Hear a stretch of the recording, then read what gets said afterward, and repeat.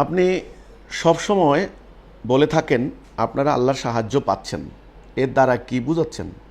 আপনারা কি কোনো অলৌকিক সাহায্য পাচ্ছেন? বিস্তারিত জানতে চাই। নসরুল্লাহ, আল্লাহর নসর। এই যে আমরা একটা সূরা পড়ি, ইজা জা নসরুল্লাহ ওয়াল ফাত, যখন আল্লাহর সাহায্য আসবে এবং বিজয়। আল্লাহর সাহায্য ছাড়া মোমেনদের বিজয় অসম্ভব।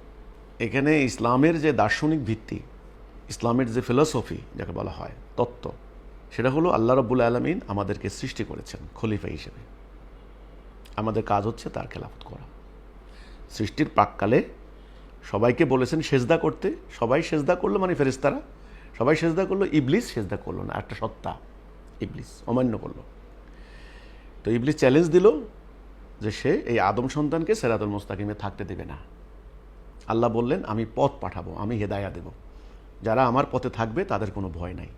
তাহলে এখানে ইসলামের ফিলোসফি হচ্ছে এই দুনিয়াতে আমার সামনে দুটি পথ, এটা আল্লাহ দেওয়া পথ, এটা ইবলিসের তৈরি করা পথ। আমি মাঝখানে আমার একটা পরীক্ষা, টেস্ট। আমি কি ডান দিকে যাব নাকি বাম দিকে যাব? আমি কি আল্লাহর হুকুম মানবো না ইবলিসের হুকুম মানবো? যদি আমি আল্লাহর হুকুম মানি, এটা শান্তিতে থাকবে, আমি শান্তি পাবো, এটার নাম ইসলাম, আমার পরিচয় হবে আমি মোমেন, এবং পরকালে আমি জান্নাতে যাব।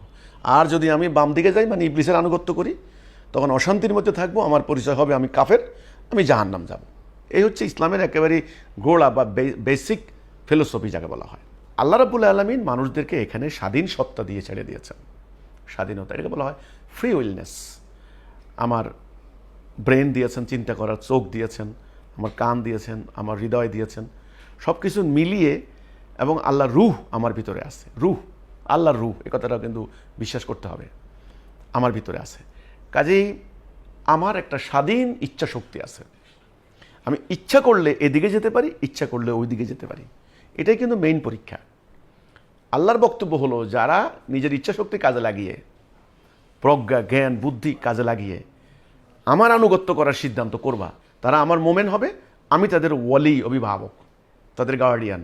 আমি তাদেরকে রক্ষা করব, সেভ করব, উদ্ধার করব, সাহায্য করব। আচ্ছা, কিসের বিরুদ্ধে? ইবলিসের বিরুদ্ধে। কারণ ইবলিসকেও কিন্তু ক্ষমতা দেওয়া হয়েছে মানুষের চিন্তা ভাবনাকে প্রভাবিত করার, মানুষের রন্ধ্রে রন্ধ্রে প্রবেশ করার, মানুষের সিদ্ধান্তকে ভিন্ন দিকে নেওয়ার। এই যে ক্ষমতা ওকে দেওয়া হয়েছে, ওর প্রভাব, ওর ইনফ্লুয়েন্স, ওর ইনস্টিগেশন মারাত্মক, সাংঘাতিক।